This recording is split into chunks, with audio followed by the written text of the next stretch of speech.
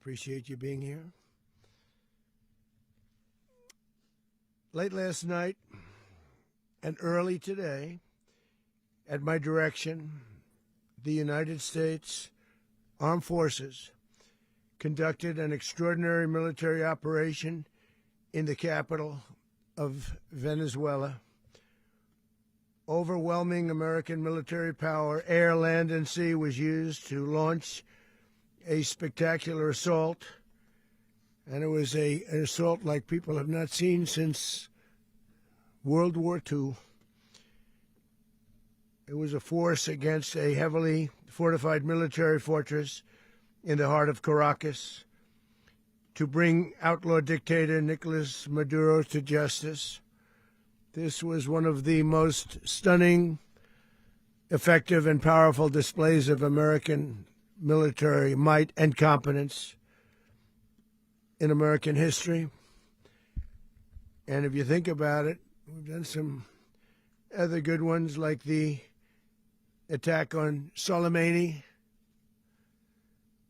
the attack on al-Baghdadi, and the obliteration and decimation of the Iran nuclear sites just recently in an operation known as Midnight Hammer, all perfectly executed and done. No nation in the world could achieve what America achieved yesterday, or frankly, in just a short period of time. All Venezuelan military capacities were rendered powerless as the men and women of our military, working with U.S. law enforcement, successfully captured Maduro in the dead of night. It was dark. The lights of Caracas were largely turned off due to a certain expertise that we have. It was dark and it was deadly. But captured along with his wife, Celia Flores, both of whom now face American justice. Maduro and Flores have been indicted in the Southern District of New York, Jay Clayton, for their campaign of deadly narco-terrorism against the United States and its citizens. I want to thank the men and women of our military who achieved such an extraordinary success overnight with breathtaking speed, power, precision, and competence. You rarely see anything like it. You've seen some raids in this country that didn't go so well. They were an embarrassment. If you look back to Afghanistan, or if you look back to the Jimmy Carter days, they were different days. We're a respected country again, maybe like never before. These highly trained warriors, operating in collaboration with U.S. law enforcement, caught them in a very ready position. They were waiting for us. They knew we had many ships out in the sea, just sort of waiting. They knew we were coming. So they were in what's called a ready position, but they were completely overwhelmed and very quickly incapacitated. If you would have seen what I saw last night, you would have been very impressed. I'm not sure that you'll ever get to see it, but it was an incredible thing to see. Not a single American service member was killed, and not a single piece of American equipment was lost. We had many helicopters, many planes, many people involved in that fight. But think of that, not one piece of military equipment was lost, not one service member was, more importantly, killed. The United States military is the strongest and most fearsome military on the planet by far.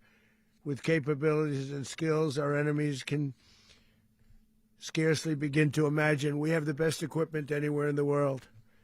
There's no equipment like what we have. And you see that even if you just look at the boats. We've knocked out 97% of the drugs coming in by sea.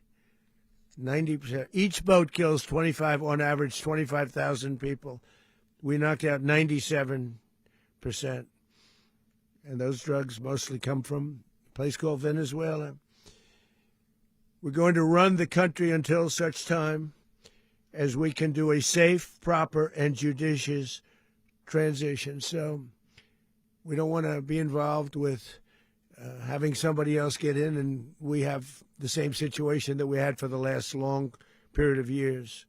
So we are going to run the country until such time as we can do a safe, proper, and judicious transition. And it has to be judicious because that's what we're all about. We want peace, liberty, and justice for the great people of Venezuela, and that includes many from Venezuela that are now living in the United States and want to go back to their country. It's their homeland. We can't take a chance that somebody else takes over Venezuela that doesn't have the good of the Venezuelan people in mind. We've had decades of that. We're not going to let that happen. We're there now, and what people don't understand, but they understand as I say this, we're there now, but we're going to stay until such time as the proper transition can take place. So we're going to stay until such time as we're going to run it, essentially, until such time as a proper transition can take place. As everyone knows, the oil business in Venezuela has been a bust, a total bust, for a long period of time. They were pumping almost nothing by comparison to what they could have been pumping and what could have taken place. We're going to have our very large United States oil companies, the biggest anywhere in the world, go in, spend billions of dollars, fix the badly broken infrastructure, the oil infrastructure, and start making money for the country. And we are ready to stage a second and much larger attack if we need to do so. So we were prepared to do a second wave if we needed to do so. We actually assumed that a second wave would be necessary, but now it's probably not. The first wave, if you'd like to call it that, the first attack was so successful, we probably don't have to do a second, but we're prepared to do a second wave, a much bigger wave, actually. This was pinpoint, but we have a much bigger wave that probably won't have to do. This partnership of Venezuela with the United States of America, a country that everybody wants to be involved with because of what we were able to do and accomplish, will make the people of Venezuela rich, independent, and safe. And it will also make the many, many people from Venezuela that are living in the United States extremely happy. They suffered. They suffered. So much was taken from them. They're not going to suffer anymore. The illegitimate dictator Maduro was the kingpin of a vast criminal network responsible for trafficking colossal amounts of deadly and illicit drugs into the United States.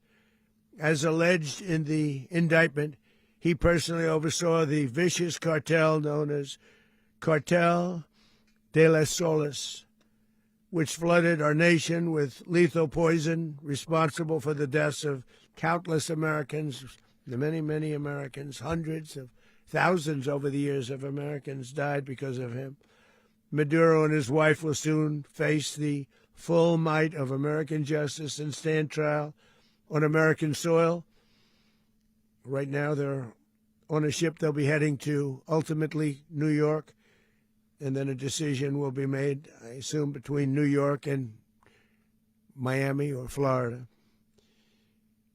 But we have people where the overwhelming evidence of their crimes will be presented in a court of law.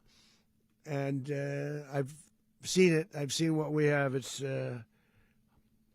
both horrible and breathtaking that something like this could have been allowed to take place. For many years after his term as president of Venezuela expired, Maduro remained in power and waged a ceaseless campaign of violence, terror, and subversion against the United States of America, threatening not only our people, but the stability of the entire region. And you all saw it. In addition to trafficking gigantic amounts of illegal drugs that inflicted untold suffering and human destruction all over the country, all over, in particular the United States. Maduro sent savage and murderous gangs, including the bloodthirsty prison gang, Tren de Aragua, to terrorize American communities nationwide, and he did indeed. They were in Colorado. They took over apartment complexes. They cut the fingers off people if they called police. They were brutal, but they're not so brutal now. And I just have to congratulate our military, Pete and everybody, and our National Guard, because the job that they've done, whether it's in Washington, D.C., where we have a totally safe city, where it was one of the most unsafe cities anywhere in the world, frankly, and now we have no crime in Washington, D.C. We haven't had a killing. We had the terrorist attack a few weeks ago, a little bit of a different kind of a threat, but we haven't had a killing in a long period of time, 6-7 months. We used to have two, on average, 2 a week in Washington, our capital. We don't have that anymore. The restaurants are opening. Everyone's happy. They're going, they're walking their daughters, they're walking their children, their wives. They walk to restaurants. Restaurants are opening all over Washington, D.C. So I want to thank the National Guard. I want to thank our military. And I want to thank law enforcement. Been amazing. And they should do it with more cities. We're doing it, as you know, and we're doing it in Memphis, Tennessee right now, and crime is down. We've just sort of started a few weeks ago, but crime is down now 77%. And the governor of Louisiana called, great person, and he wanted us to help him, as you know, in a certain very nice part of Louisiana. And we have done that. And it was a rough section, and we have crime down. I understand it's down to almost nothing already after 2.5 weeks. New Orleans, it's down to almost nothing, and we've only been there for 2.5 weeks. Can't imagine why governors wouldn't want us to help.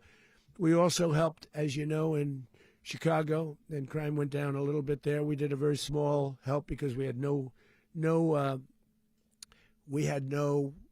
working ability with the governor. The governor was a disaster, and the mayor was a disaster, but it knocked down crime. But we're pulling out of there. When they need us, we'll know. You'll know. You'll be writing about it.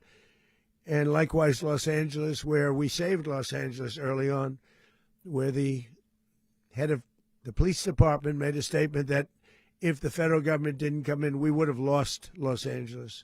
That's long after the fires. That's when they had the riots in Los Angeles. We did a great job. Got no credit for it whatsoever, but that's okay. It doesn't matter. We don't need the credit. But we'll be pulling out when they need us. They'll call, or we'll go back if we have to. We'll go back. But we did a great job in various cities. But the place that we're very proud of is Washington, D.C., because it's our nation's capital. We took it from being a crime-ridden mess to being one of the safest cities in the country. But the gangs that they sent raped, tortured, and murdered American women and children. They were in all of the cities I mentioned, Tren de Aragua. And they were sent by Maduro to terrorize our people, and now Maduro will never again be able to threaten an American citizen or anybody from Venezuela. There will no longer be threats. For years I've highlighted the stories of those innocent Americans whose lives were so heartlessly robbed by this Venezuelan terrorist organization. Really one of the worst. One of the worst, they say the worst. Americans like 12-year-old Jocelyn Nungari from Houston. Beautiful Jocelyn Nungari, what happened to her? They, as you know, they kidnapped, assaulted, and murdered by Tren de Aragua animals. They murdered Jocelyn and left her dead under the bridge. There was a bridge that will never be the same to so many people after seeing what happened. As I've said many times, the Maduro regime emptied out their prisons, sent their worst and most violent monsters into the United States to steal American lives. And they came from mental institutions and insane asylums. They came from prisons and jails. The reason I say both, they sound similar. Actually, prisons a little bit more hostile, a little bit tougher. a mental institution isn't as tough as an insane asylum, but we got them both. They sent from their mental institutions. They sent from their jails, prisons. They were drug dealers. They were drug kingpins. They sent everybody bad into the United States, but no longer. And we have now a border where nobody gets through. In addition, Venezuela unilaterally seized and stole American oil, American assets, and American platforms, costing us billions and billions of dollars. They did this a while ago, but we never had a president that did anything about it. They took all of our property. It was our property. We built it. And we never had a president that decided to do anything about it. Instead, they fought wars that were 10,000 miles away. We built Venezuela oil industry with American talent, drive, and skill, and the socialist regime stole it from us during those previous administrations, and they stole it through force. This constituted one of the largest thefts of American property in the history of our country. Considered the largest theft of property in the history of our country. Massive oil infrastructure was taken like we were babies, and we didn't do anything about it. I would have done something about it. America will never allow foreign powers to rob our people or drive us back into and out of our own hemisphere. That's what they did. Furthermore, under the now deposed dictator Maduro, Venezuela was increasingly hosting foreign adversaries in our region and acquiring menacing offensive weapons that could threaten U.S. interests and lives. And they used those weapons last night. Potentially in league with the cartels operating along our border. All of these actions were in gross violation of the core principles of American foreign policy, dating back more than 2 centuries, and not anymore. All the way back, it dated to the Monroe Doctrines, and the Monroe Doctrine is a big deal, but we've superseded it by a lot, by a real lot. They now call it the Donroe Document. I don't know. It's Monroe Doctrine. We sort of forgot about it. It was very important, but we forgot about it. We don't forget about it anymore. Under our new national security strategy, American dominance in the Western Hemisphere will never be questioned again. Won't happen. So just in concluding, for decades, other administrations have neglected or even contributed to these growing security threats in the Western Hemisphere. Under the Trump administration, we are reasserting American power in a very powerful way in our home region. And our home region is very different than it was just a short while ago. The future will be, and we did this in my first term. We had great dominance in my first term, and we have far greater dominance right now. Everyone's coming back to us. The future will be determined by the ability to protect commerce and territory and resources that are core to national security. These are core to our national security. Just like tariffs are, they've made our country rich, and they've made our national security stronger than ever before. But these are the iron laws that have always determined global power, and we're going to keep it that way. We will secure our borders. We will stop the terrorists. We will crash the cartels, and we will defend our citizens against all threats, foreign and domestic. Other presidents may have lacked the courage or whatever to defend America, but I will never allow terrorists and criminals to operate with impunity against the United States. This extremely successful operation should serve as warning to anyone who would threaten American sovereignty or endanger American lives. Very importantly, the embargo on all Venezuelan oil remains in full effect. The American Armada remains poised in position, and the United States retains all military options until United States demands have been fully met and fully satisfied. All political and military figures in Venezuela should understand what happened to Maduro can happen to them, and it will happen to them if they aren't just fair, even to their people.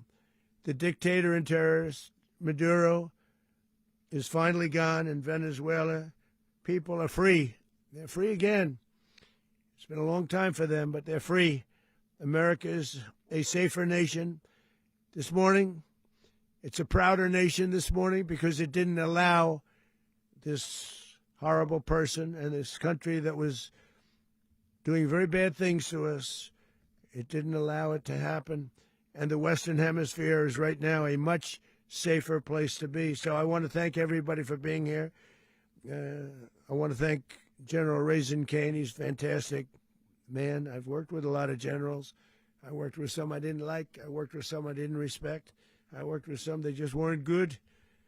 But this guy is fantastic. I watched last night one of the most precise attacks on sovereignty. I mean, it was an attack for justice.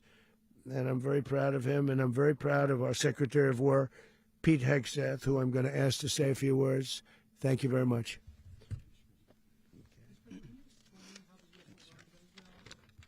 Well, thank you, Mr. President.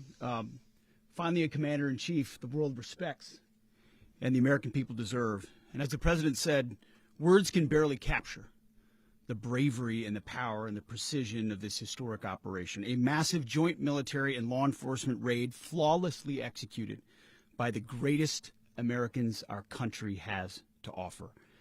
American warriors are second to none, the best in the world and the best of our country. What all of us witnessed last night was sheer guts and grit, gallantry, and glory of the American warrior. I'm simply humbled by such men. And I tip my hat to our chairman, Dan Raisin Kane, and all those Americans who stood watch last night. Our warriors are the elite of America, and again, President Trump has your back. No other country on planet Earth, and it's not even close, could pull this kind of operation off. And no other president has ever shown this kind of leadership, courage, and resolve, the most powerful combination the world has ever seen. As the president said, our adversaries remain on notice. America can project our will anywhere, anytime. The coordination, the stealth, the lethality, the precision, the very long arm of American justice, all on full display in the middle of the night. Nicolás Maduro had his chance, just like Iran had their chance, until they didn't and until he didn't. He effed around, and he found out.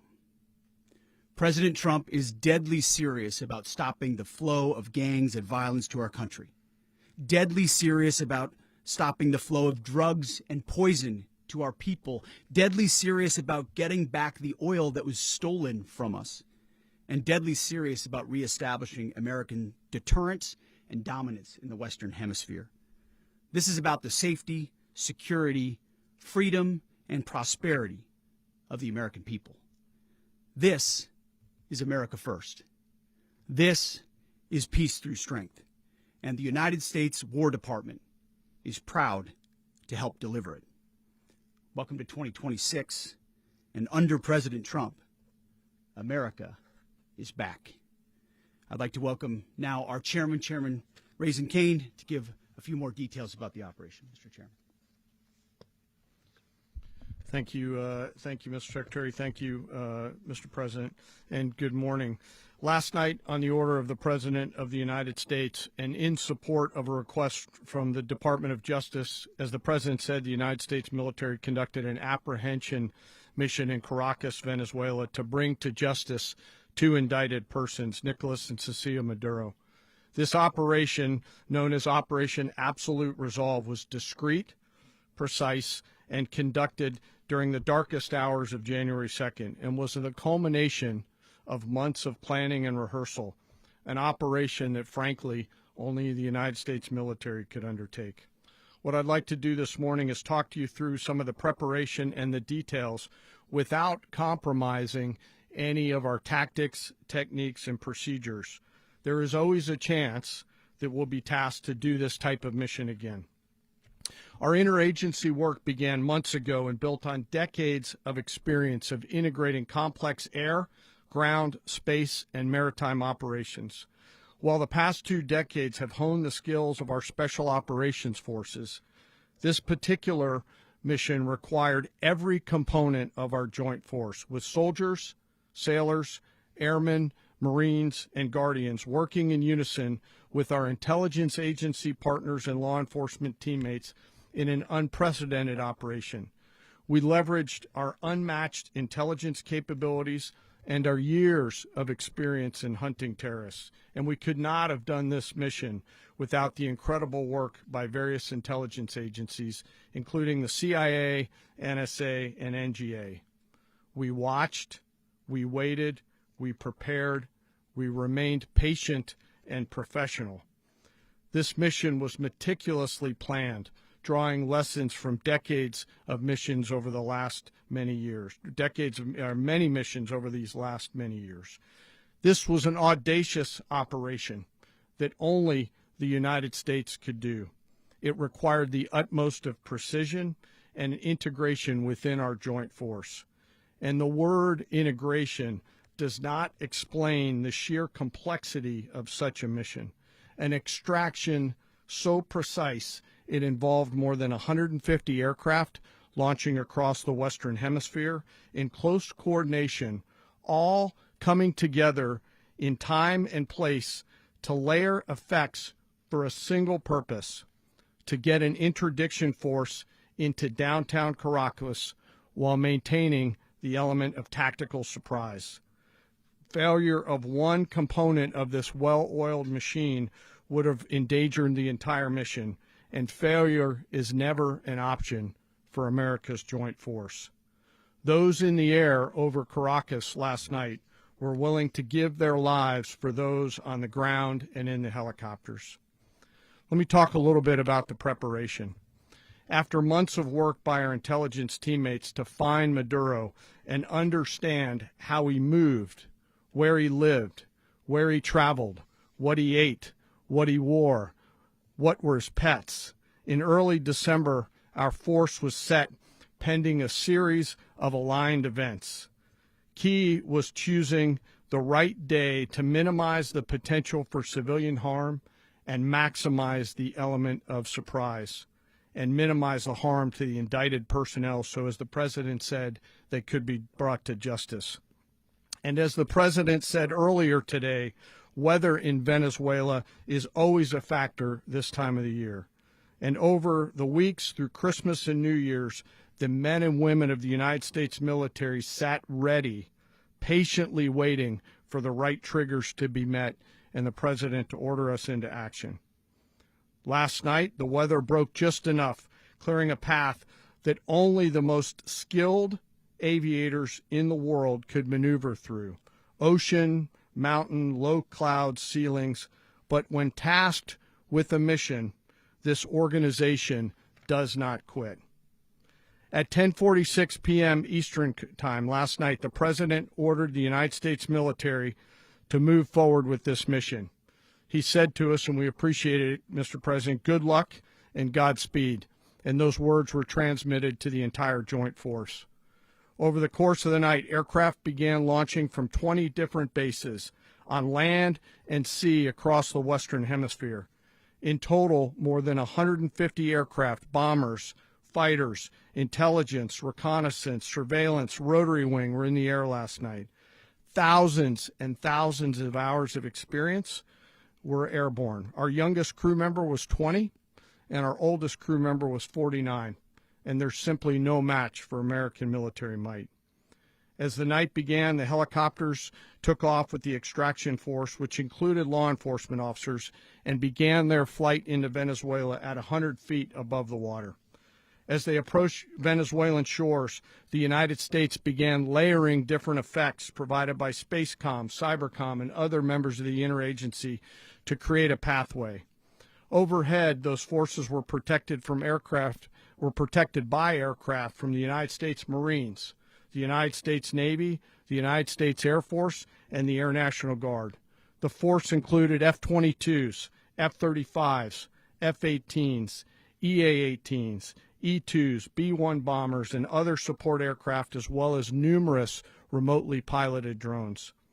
As the force began to approach Caracas, the Joint Air Component began dismantling and disabling the air defense systems in Venezuela, employing weapons to ensure the safe passage of the helicopters into the target area. The goal of our air component is, was, and always will be to protect the helicopters and the ground force and get them to the target and get them home. As the force crossed the last point of high terrain where they'd been hiding in the clutter, we assessed that we had maintained totally the element of surprise. As the helicopter force ingressed towards the objective at low level, we arrived at Maduro's compound at 1:01 a.m. Eastern Standard Time, or 2:01 a.m. Caracas local time, and the apprehension force descended into Maduro's compound and moved with speed, precision, and discipline towards their objective and isolated the area to ensure the safety and security of the ground force while apprehending the indicted persons. On arrival into the target area, the helicopters came under fire, and they replied with that fire with overwhelming force in self-defense. One of our aircraft was hit but remained flyable, and as the President said earlier today, all of our aircraft came home, and that aircraft remained flyable during the rest of the mission. As the operation unfolded at the compound, our air and ground intelligence teams provided real-time updates to the ground force, ensuring those forces could safely navigate the complex environment without unnecessary risk. The force remained protected by overhead tactical aviation. Maduro and his wife, both indicted, gave up and were taken into custody by the Department of Justice, assisted by our incredible U.S. military with professionalism and precision, with no loss of U.S. life. After securing the indicted persons, the force began to prep for departure.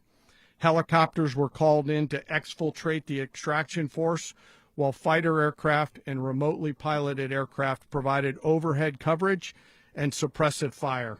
There were multiple self-defense engagements as the force began to withdraw out of Venezuela. The force successfully exfiltrated and returned to their afloat launch bases, and the force was over the water at 3:29 a.m. Eastern Standard Time with indicted persons on board. And both Maduro and his wife were embarked aboard the USS Iwo Jima. In closing, what we've witnessed today is a powerful demonstration of America's joint force. We think, we develop, we train, we rehearse, we debrief, we rehearse again and again, not to get it right, but to ensure that we cannot get it wrong. Our jobs are to integrate combat power so when the order comes, we can deliver overwhelming force at the time and the place of our choosing against any foe anywhere in the world. I am immensely proud today of our joint force and filled with gratitude to represent them here today. There is simply no mission too difficult for these incredible professionals and the families that stand by them and support them. As we stand here this morning, our forces remain in the region at a high state of readiness, prepared to project power, defend themselves, and our interests in the region.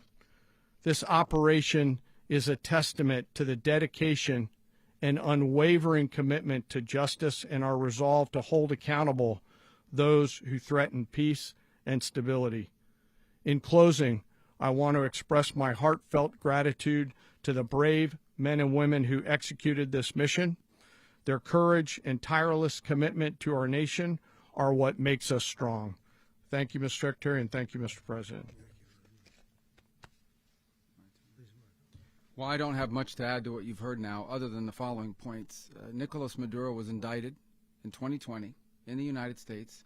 He is not the legitimate president of Venezuela. That's not just us saying it. The first Trump administration, the Biden administration, the second Trump administration, none of those three recognized him. He's not recognized by the European Union and multiple countries around the world. He is a fugitive of American justice with a $50 million reward, which I guess we saved $50 million. And Make sure. Yeah, exactly. But Don't let anybody claim it. Nobody deserves it but us. But I want to be clear about one thing. Nicolás Maduro had multiple opportunities to avoid this. He was provided multiple very, very, very generous offers and chose instead to act like a wild man, chose instead to play around. And the result is what we saw tonight. The other message here is the following. You have a guy, like many people around the world, they like to play games. You have a guy who decides he's going to invite Iran into his country, is going to, do the confiscation of American oil companies, is going to flood our country with gang members, is going to take Americans prisoner and try to hold them for hostage and trade them like he was able to do with the Biden administration. Basically likes to play games all this time and thinks nothing's going to happen. And I hope what people now understand is that we have a president. The 47th president of the United States is not a game player. When he tells you that he's going to do something, when tells you he's going to address a problem, he means it. He actions it. I can tell you, I've watched this process now for 14, 15 years, been around it. Everybody talks. I'm going to do this. I'm going to do that. When I get there, we're going to do this. We're going to take. This is a president of action. Like, I don't understand yet how they haven't figured this out. And now, if you don't know, now you know. Because this is the way it's going to play out. And I think people need to understand that this is not a president that just talks and does letters and press conferences. And, if he says he's serious about something, he means it. And this is something that was a direct threat to the national interest of the United States, and the president addressed it. There's a president of peace, by the way. I told you what I just said earlier. This guy had multiple opportunities to find his way somewhere else and figure out another. He could have been living somewhere else right now very happy, but instead he wanted to play big boy. And so now, he's got other sets of problems on his hands. And but I think that the message here should be for the world. Look, the president doesn't go out looking for people to pick fights with. He's not generally wants to get along with everybody. We'll talk and meet with anybody, but don't play games. Don't play games with this president's in office, because it's not going to turn out well. And so I hope that I guess that lesson was learned last night, and we hope it'll be instructive moving forward. Is that a message for Cuba, Mr. President?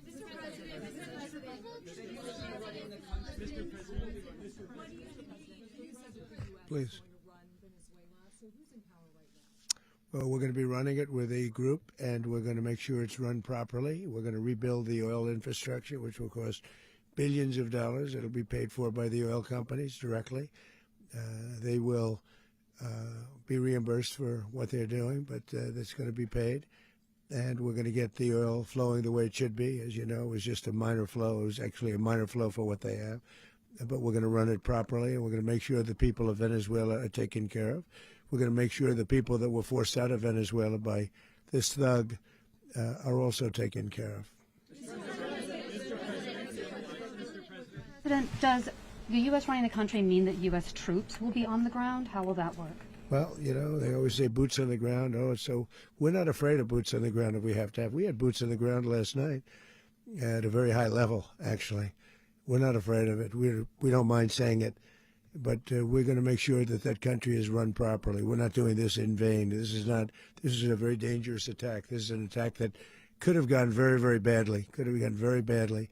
We could have lost a lot of people last night. We could have lost a lot of dignity. We could have lost a lot of equipment. The equipment is less important, but we could have lost a lot. And we're going to make sure that this is proper. We're there now. We're ready to go again if we have to.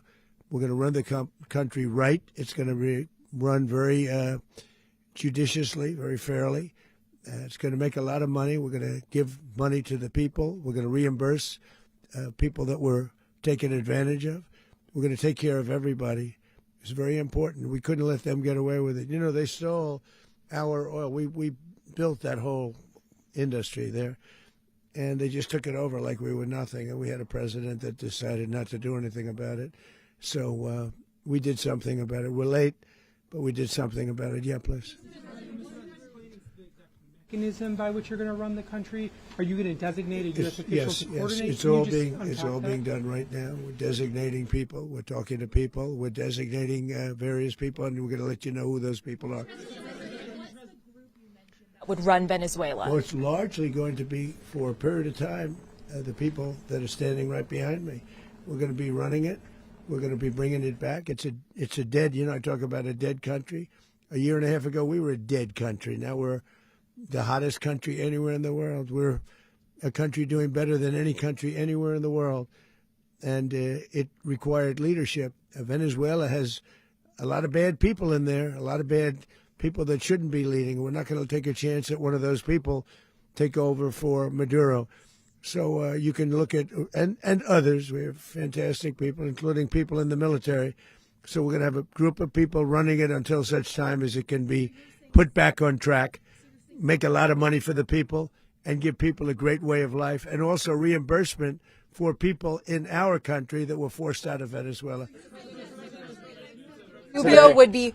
You said earlier today that you weren't going to back Machado to come back and be the opposition leader in your Fox and Friends interview. And then you also mentioned the vice president of Venezuela. Are you going to work with the vice president of Venezuela, or how do you foresee the relationship Well, going? I understand she was just sworn in, but she was, as you know, picked by Maduro.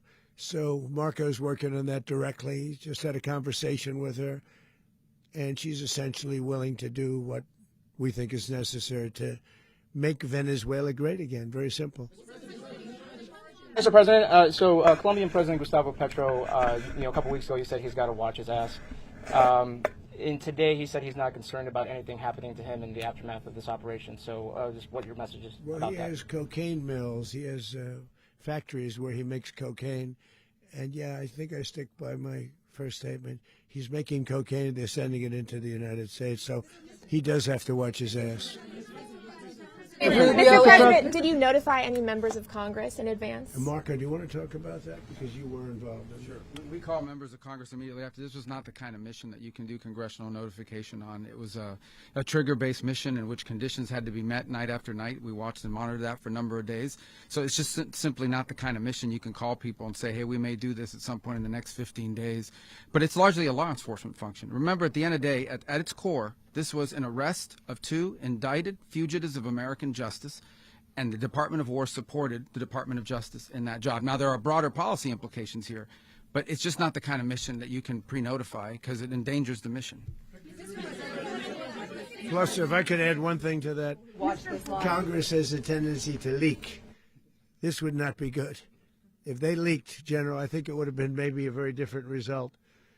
But I have to say, they knew we were coming at some point, We had a lot of ships out there. They sort of knew we were coming. We went there. But Congress will leak, and we don't want leakers.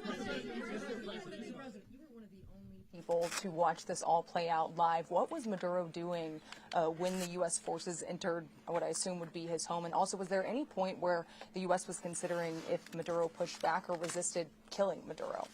It could have happened. It could have happened. He was trying to get into a safe place. You know what a safe place is, all steel. And he wasn't able to make it to the door because our guys were so fast. They went through the opposition so fast. And there was a lot of opposition. People were wondering, do we get them by surprise? Sort of surprised, but they were waiting for something. It was a lot of opposition. There was a lot of gunfire. You saw some of it today. But he was trying to get to a safe place, which wasn't safe because we would have had the door blown up in about 47 seconds, they say on average, regardless of how thick the steel was. It was a very thick door. It was a very heavy door, but he was unable to get to that door. He made it to the door. He was unable to close it. Go ahead, finish.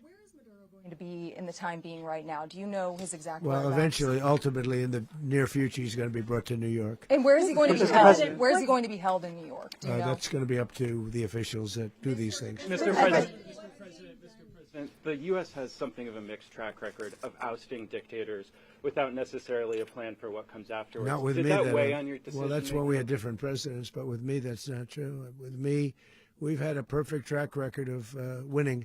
We win a lot, and we win. If you look at Soleimani, you look at al-Baghdadi, you look at the Midnight Hammer. Midnight Hammer was incredible. Right now, you wouldn't have peace in the Middle East. We have essentially peace in the Middle East because of that. If we weren't successful with Midnight Hammer, you wouldn't have peace in the Middle East. So, with me, you've had a lot of victory. You've had only victories. You've had no losses. Yeah. How long do you expect the U.S. to run Venezuela, and how soon do you want the Venezuelan people to hold elections? So I'd like to do it quickly, but it takes a period of time. We're rebuilding. We have to rebuild their whole infrastructure. The infrastructure is rotted. It's actually very dangerous. It's blow-up territory. Oil is very dangerous. It's a very dangerous thing to take out of the ground. can kill a lot of people. It has killed a lot of people doing just that. The infrastructure is old. It's rotted.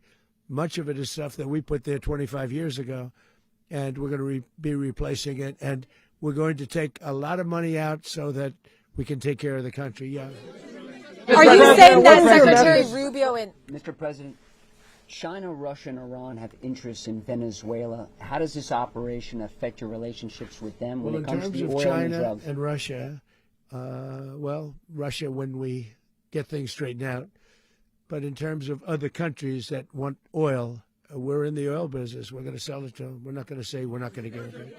In other words, we'll be selling oil probably in much larger doses because they couldn't produce very much because their infrastructure was so bad. So we'll be selling large amounts of oil to other countries, many of whom are using it now, but I would say many more will come. Are you saying, Mr. President, are you saying that, Mr. President, are you saying that, Mr. President, thank you. What is your message to the people of Venezuela today? Of course, the civilian population specifically, they have a lot of questions. What is your message to the people of Venezuela? That you're going to have peace, justice. You're going to have some of the riches that you should have had for a long period of time. It was stolen from you. But you're going to have peace and you're going to have safety. You're going to have justice. You're going to have a country. You're going to have a real country. You're going to have potentially a great country. You know, if you go back 20 years, maybe even a little longer ago, that was a great country. And they destroyed it. Remember I said that if we lose this election, the United States will be Venezuela on steroids. That's what would have happened. Had we lost the election, the 2024 election, we suffered so badly. When you look at the border from 2020, what they did, what Joe Biden administration did to our country should never be forgotten. But if we had to go through another year of that, we would be exactly where Venezuela was in terms. I used to say, if they win, we're going to be Venezuela on steroids, and that's what would have happened. President, thank you. Are you saying that Secretary Hegseth and Rubio are going to be running Venezuela, and will you be sending in U.S. military troops to provide? They're going to be a team that's working with the people of Venezuela to make sure that we have Venezuela right. Because for us to just leave, who's going to take over? I mean, there is nobody to take over. You have a vice president who's been appointed by Maduro, and right now she's the vice president, and she's, I guess, the president. She was sworn in as president just a little while ago. She had a long conversation with Marco, and she said, we'll do whatever you need. I think she was quite gracious, but she really doesn't have a choice. We're going to have this done right. We're not going to just do this with Maduro, then leave like everybody else, leave and say, let it go to hell. If we just left, it has zero chance of ever coming back. We'll run it properly. We'll run it professionally. We'll have the greatest oil companies in the world go in and invest billions and billions of dollars and take out money, use that money in Venezuela. And the biggest beneficiary are going to be the people of Venezuela. And also, I can't stress this strongly enough, the people that got thrown out of Venezuela that are now in the United States. And frankly, some want to stay and some probably want to go back. Yeah. In the country, and were any of the detained Americans? Well, right now they're very protected because nobody's going to mess with us. They're very protected. The people of, and we let them know that you better not touch one of them. Are you concerned that bad elements of the Maduro regime will remain in place? Well, we know who they are. We're on them, and they're acting much differently now than they would have acted 2 days ago. Okay, wait, behind you, please. Mr. President, why is running a country in South America America first? Well, I think it is because we want to surround ourselves with good neighbors. We want to surround ourselves with stability. We want to surround ourselves with energy. We have tremendous energy in that country. It's very important that we protect it. We need that for ourselves. We need that for the world. And we want to make sure we can protect it. Yes, sir. Please, go ahead. Yeah, is there a message here for Cuba and Diaz-Canel? Well, Cuba is an interesting case. Cuba is, not doing very well right now. That system has not been a very good one for Cuba. The people there have suffered for many, many years. And I think Cuba is going to be something we'll end up talking about because Cuba is a failing nation right now, very badly failing nation. And we want to help the people. It's very similar in the sense that we want to help the people in Cuba, but we want to also help the people that were forced out of Cuba and living in this country. Do you want to say something about that, Marco, please? Well, I mean, I just gave you a statement a few minutes ago about when the president speaks, you should take him seriously. So suffice it to say, Cuba is a disaster. It's run by incompetent, senile men, and in some cases, not senile but incompetent nonetheless. It has no economy. It's in total collapse. And by the way, they were, all of the guards that helped protect Maduro. This is well known. Their whole spy agency, all that were full of Cubans. I mean, it's amazing. This poor island took over Venezuela in some cases. One of the biggest problems the Venezuelans have is they have to declare independence from Cuba that tried to basically colonize it from a security standpoint. So, yeah, look, if I lived in Havana and I was in the government, I'd be concerned, at least a little bit. Cutting off the oil flow to Cuba from Venezuela? Well, the president already announced a week ago that anything that's sanctioned, it's sanctioned oil, it's not going to be allowed to get there. So that's a pre-existing. The answer is yes. Yes.